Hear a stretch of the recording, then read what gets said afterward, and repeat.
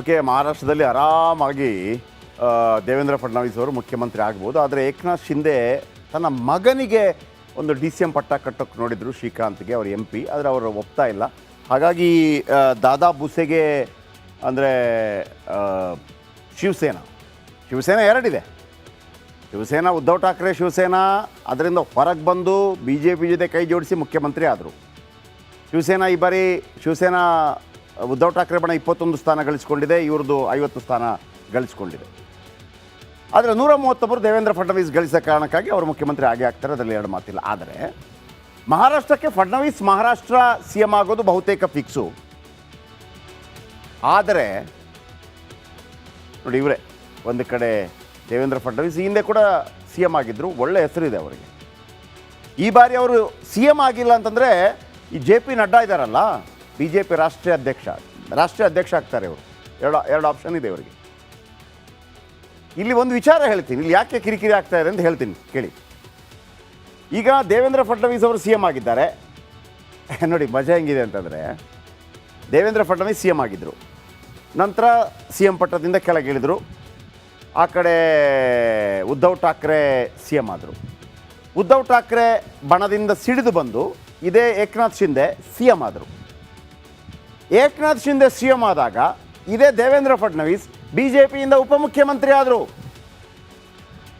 ಈಗ ದೇವೇಂದ್ರ ಫಡ್ನವೀಸ್ CM ಆಗ್ತಾ ಇದ್ದಾರೆ, ಅವರು ಉಪಮುಖ್ಯಮಂತ್ರಿ ಆಗೋದಕ್ಕೆ ಏನೋ ಅವರ ರಾಜಕೀಯ ನಿಲುವು ಗುಡ್. ನಿಜವಾಗಿ ಒಬ್ಬ ಮುಖ್ಯಮಂತ್ರಿ ಆದವ ಮತ್ತೆ ಉಪಮುಖ್ಯಮಂತ್ರಿ ಆಗಬಾರ್ದು, ಮತ್ತೆ ಮಂತ್ರಿ ಆಗಬಾರ್ದು. ಅದನ್ನು ಚೆನ್ನಾಗೇ ಮಾಡಿದ್ದಾರೆ. ದೇವೇಂದ್ರ ಫಡ್ನವೀಸ್ ಉಪಮುಖ್ಯಮಂತ್ರಿ ಕೂಡ ಆದರು, ಇವರು ಉಪಮುಖ್ಯಮಂತ್ರಿ ಒಪ್ತಾ ಇಲ್ಲ. ತನ್ನ ಮಗನನ್ನು ನೋಡಿದರು, ಮಗ ಒಪ್ತಾ ಇಲ್ಲ. ಹಾಗಾಗಿ ಆದರೆ ಇವರಿಗೆ ಡಿ.ಸಿ.ಎಂ ಪಟ್ಟ ಇದೆ. ಆದರೆ ಶಿಂದೆ ಯಾರ ಕೆಳಗೆ, ದೇವೇಂದ್ರ ಫಡ್ನವೀಸ್ ಕೆಳಗೆ ಡಿ.ಸಿ.ಎಂ ಆಗೋದಕ್ಕೆ ಇಷ್ಟ ಇಲ್ಲ ಅವರಿಗೆ. CM ಆಗಿದ್ದ ನಾಯಕ ಡಿ.ಸಿ.ಎಂ ಜವಾಬ್ದಾರಿ ಹಿಡಿಸಲ್ಲ ಅಂತೇಳಿ ಅವರು. ಆದರೆ ಇವರಾಗಿದ್ದಾರೆ, CM ಆಗಿ ಡಿ.ಸಿ.ಎಂ ಆಗಿದ್ದಾರೆ. ನಮ್ಮ ಕರ್ನಾಟಕದಲ್ಲಿ ಜಗದೀಶ್ ಶೆಟ್ಟರು CM ಆಗಿ ಜಸ್ಟ್ ಮಂತ್ರಿ ಆಗಿದ್ದಾರೆ. ಇರಲಿ, ಶಿವಸೇನೆ ಮತ್ತೋರ್ವ ನಾಯಕನಿಗೆ ಡಿ.ಸಿ.ಎಂ ಪಟ್ಟ ಸಿಗುತ್ತೆ ಇವರು ಬೇಡ ಅಂತಂದರೆ. ಅವರೇ ದಾದಾ ಬುಸೆ ಡಿ.ಸಿ.ಎಂ ಪಟ್ಟ ಒಲಿಯುವ ಸಾಧ್ಯತೆ ಇದೆ. ಒಮ್ಮೆ CM ಆಯ್ಕೆ ಬಳಿಕ ಎಲ್ಲವೂ ಬಲು ಸಲೀಸಾಗತ್ತೆ ಅನ್ನೋದು ಪಕ್ಕ. ಮಂತ್ರಿಗಳನ್ನು ಮುಖ್ಯಮಂತ್ರಿ ಆಯ್ಕೆ ಮಾಡ್ತಾರೆ. ಆದರೆ ಏಕನಾಥ್ ಶಿಂದೆ ಮಗ ಏಕನಾಥ್ ಶಿಂದೆಗೆ ಮಗನಿಗೆ ಸೂಕ್ತ ಸ್ಥಾನಮಾನ ಕೇಳ್ತಾ ಇದ್ದಾರಂತೆ ಏಕನಾಥ್ ಶಿಂದೆ ಮನವಿಗೆ ಸ್ಪಂದಿಸ್ತಾರ ನರೇಂದ್ರ ಮೋದಿ ಮತ್ತು ಅಮಿತ್ ಶಾ ಅಂತೇಳಿ. ನೋಡಿ, ಅಲ್ಲಿ 288 ಸ್ಥಾನ ಇರೋದು, ಅಲ್ಲಿ ಒಟ್ಟು 43 ಜನರಿಗೆ ಮಂತ್ರಿ ಆಗ್ಬೋದು. ಕರ್ನಾಟಕದಲ್ಲಿ 224, 15%. 224 15% ಅಂದರೆ 224, ಅದರ 10% ಎಷ್ಟು? 22. 22ರ ಅರ್ಧ ಎಷ್ಟು? 11.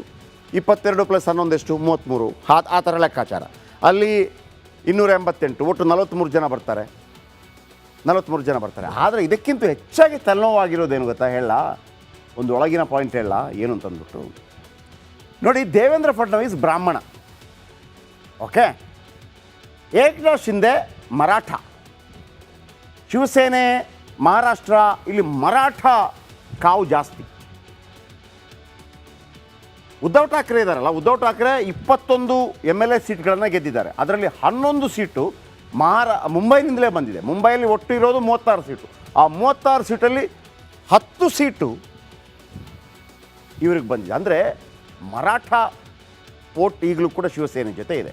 ಮತ್ತು ತಲೆನೋವೇನಪ್ಪ, ಅದೆಲ್ಲ ಆಯ್ತಲ್ಲ, ಗೆದ್ರಲ್ಲ. ನೋ, ಅಲ್ಲಿ ಬೃಹನ್ ಮುಂಬೈ ಮಹಾನಗರ ಪಾಲಿಕೆ ಚುನಾವಣೆ ಇನ್ನು ಕೆಲವೇ ತಿಂಗಳಲ್ಲಿ ನಡೆಯುತ್ತೆ.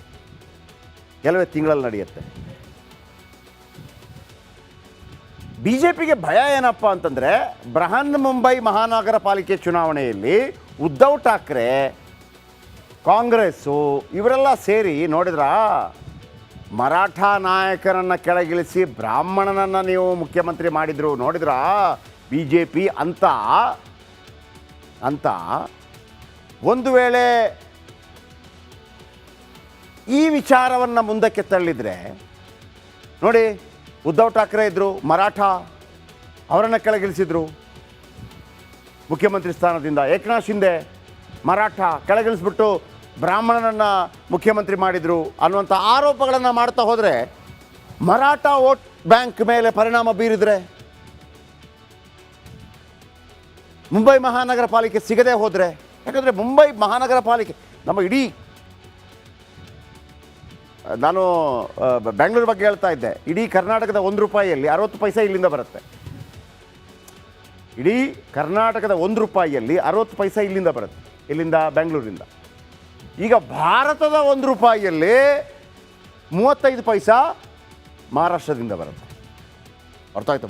ಭಾರತದ 40% ಇಲ್ಲಿಂದಲೇ ಬರುತ್ತೆ. ಇಡೀ ಕರ್ನಾಟಕದಲ್ಲಿ 60%. ಇದು ಒಂದು ಸ್ಟೇಟ್ಗೆ ಸಂಬಂಧಪಟ್ಟ ಹಾಗೆ. ಯಾಕೆ BBMP ಬೃಹನ್ ಮುಂಬೈ ನಗರ ಪಾಲಿಕೆ ಇಂಪಾರ್ಟೆಂಟ್ ಅನ್ನೋದು ನಿಮ್ಗೆ ಗೊತ್ತಾಗಿರ್ಬೋದು. ಅಲ್ಲೊಂದು ಆಡಳಿತ ಬೇಕೇ ಬೇಕು. ಯಾಕೆಂದರೆ ನಮ್ಮ ವಾಣಿಜ್ಯ ನಗರಿ, ನಮ್ಮ ದುಡ್ಡಿನ ಕೇಂದ್ರ ಇರೋದೇ ಮಹಾರಾಷ್ಟ್ರ. ಹೈಯೆಸ್ಟ್ GST ಕಟ್ಟೋದೇ ಅವರು, ನಂಬರ್ 1. 40,000 ಕೋಟಿ ತಿಂಗಳಿಗೆ ಕಟ್ತಾರೆ. 40,000 ಕೋಟಿ.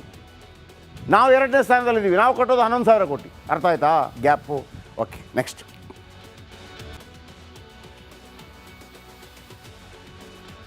DK ಶಿವಕುಮಾರ್ ಹೂಡಿದ ದಾಳ ಕೊನೆಗೂ ಭಾಳ ದೊಡ್ಡ ಮಟ್ಟದಲ್ಲಿ 2023ರಲ್ಲಿ ಫಲ ಕೊಟ್ಟಿತ್ತು.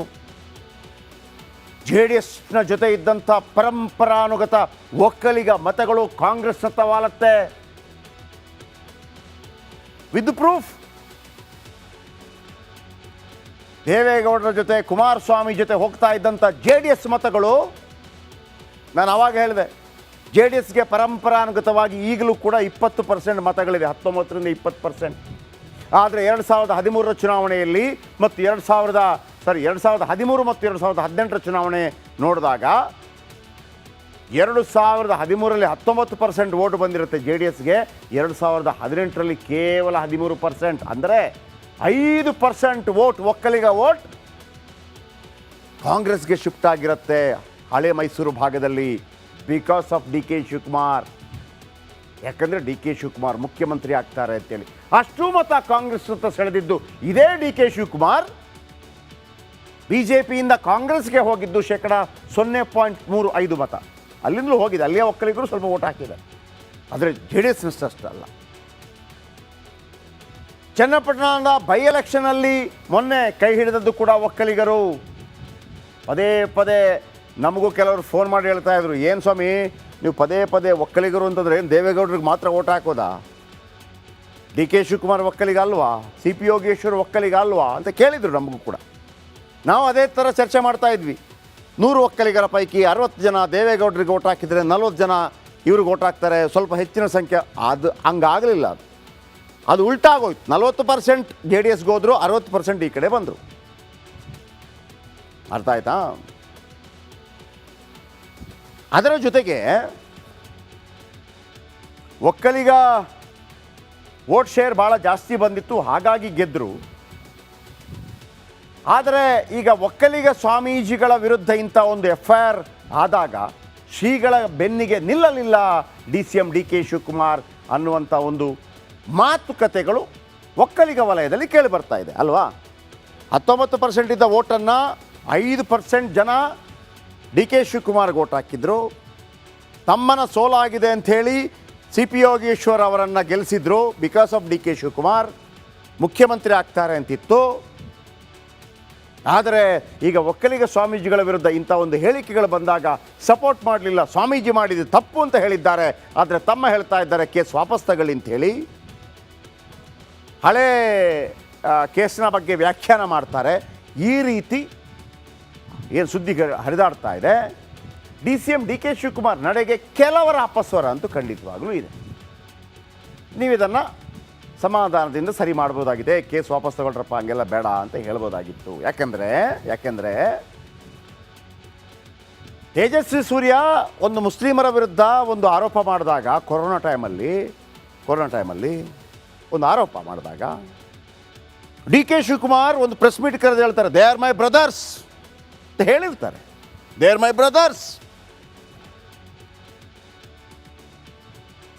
ಅದೇ ಥರ ಪಾಕಿಸ್ತಾನ್ ಜಿಂದಾಬಾದ್ ಅಂತ ಹೇಳುವಾಗ ಇದೇ ಕಾಂಗ್ರೆಸ್ ನಾಯಕರುಗಳು ಅದನ್ನು ಸಮರ್ಥನೆ ಮಾಡ್ಕೋತಾರೆ, ಇಲ್ಲ ಹಂಗೆ ಹೇಳಿಲ್ಲ ಅಂತೇಳಿ. ನಂತರ FSL ರಿಪೋರ್ಟ್ ಬರುತ್ತೆ, ಆ ಬಾಲಂಗೊಚ್ಚಿಗಳನ್ನು ಒಳಗಾಗ್ತಾರೆ. ಯಾವಾಗ ಅವರು ನನ್ನ ಬ್ರದರ್ಸ್ ಅಂತ ಹೇಳಿದಂಥ DK ಶಿವಕುಮಾರ್ ಅವರು ತನ್ನ ಜೊತೆ ನಿಂತಂಥ ಭಾಳ ದೊಡ್ಡ ಬಲಿಷ್ಠವಾದಂಥ ಒಕ್ಕಲಿಗ ಸಮುದಾಯದ ಪರವಾಗಿ ನಿಲ್ಲಬೇಕಾಗಿತ್ತು. ಅಟ್ಲೀಸ್ಟ್ DK ಸುರೇಶ್ ಹೇಳಿದ್ರಲ್ವಾ, ಇಲ್ಲ ನೋಡಿ ಒಂದು ಫೋರ್ಸಲ್ಲಿ ಏನೋ ಬಂದಿರುತ್ತೆ, ನಾನು ಹೇಳ್ತೀನಿ ಕೇಸ್ ವಾಪಸ್ ತಗೊಳ್ಳೋದಕ್ಕೆ ಉದ್ದೇಶದ ಅಲ್ಲ ಅಂತ ಹೇಳಿ ಮಾಡಬಹುದಾಗಿತ್ತು. ಅದು ಬಿಟ್ಟು ಇಲ್ಲ ತಪ್ಪೇ ಅಂತ ಹೇಳಿದರು, ಹಾಗಿದ್ರೆ ನಾವೆಲ್ಲ ನಿಮಗೆ ಸಪೋರ್ಟ್ ಮಾಡಿದ್ದು ಇದಕ್ಕೇನಾ ಅನ್ನುವಂಥ ಜಿಜ್ಞಾಸೆ ಒಕ್ಕಲಿಗ ವಲಯದಲ್ಲಿ ಕೇಳಿ ಬಂದಿರೋದು